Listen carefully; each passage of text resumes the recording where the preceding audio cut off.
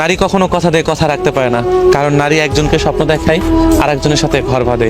এটা আমাদের সমাজে নতুন কিছু না, অনেক আগে থেকে এই জিনিসগুলো হয়ে আসছে। কারণ নারী যখন স্বার্থ খুঁজে তখন সে অন্য পুরুষে আসক্ত হয়, আর যে পুরুষ তার জন্য কষ্ট করে তার জন্য নারীর কিঞ্চিত পরিমাণ মায়া পর্যন্ত লাগে না।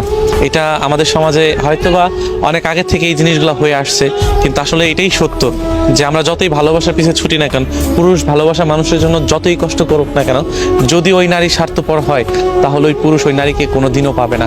কারণ দিন যাবে আর যখন ওই নারী অন্যের কাছে স্বার্থ খুঁজবে, যখনই বুঝবে যে এই পুরুষের থেকে ওই পুরুষের কাছে স্বার্থটা একটু বেশি, তখন নিঃসন্দেহে চোখ বুজে এই পুরুষকে ফেলে দিয়ে ওই পুরুষের পিছিয়ে ছুটবে।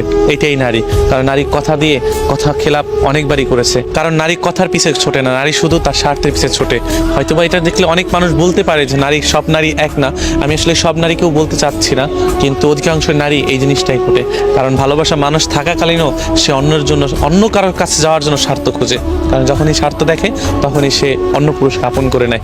এমন সমাজে অনেক পুরুষ আছে যে ঠকে গিয়েছে একমাত্র নারীর স্বার্থের কারণে।